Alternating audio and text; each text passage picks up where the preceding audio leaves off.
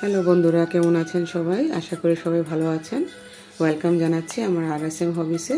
আজকে ঝটপট করে একটা মাছের ঝোল বানাবো। মাছের ঝোলটাতে বেশি কিছু দেব না, পেঁয়াজ রসুন বাটা দিয়ে একটা মাছের ঝোল বানাবো। কাঁচা লঙ্কা একটু ধনেপাতা দিয়ে দেবো, আর বেশি কিছু দেব না। সিম্পলভাবে ঝটপট করে বানাচ্ছি আমি। দেখুন, এটার জন্য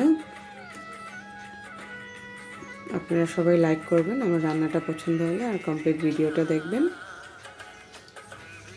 মাছ নিয়েছি এভাবে, আইন মাছ এনেছি। আইন মাছগুলো ধুয়ে ভালো করে হলুদ নুন মেখে এভাবে ভেজে নিয়েছি।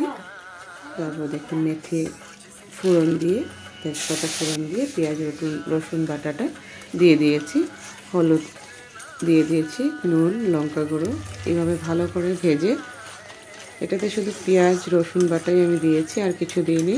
সিম্পলভাবে তরকারিটা বানাচ্ছি। পেঁয়াজ রসুন বাটা ঝোল, মাছের ঝোল। তারপরে এইভাবে ভেজে একটু সামান্য জল দিয়ে দেব। জল দিয়ে মাছগুলো এইভাবে ছেড়ে দিয়েছি, ভাজা মাছগুলো। খুব শর্টকাটভাবে আমি রান্নাটা করছি, আর খুব তাড়াতাড়ি হয়ে যায়, সময় কম লাগে। খুব দারুণ লাগে খেতে মাছের ঝোলটা। এই মাছের একটু ঝোল দিয়ে অনেক ভাত খাওয়া যায়, গরম গরম ভাতের সাথে খেলে খুব দারুণ লাগে।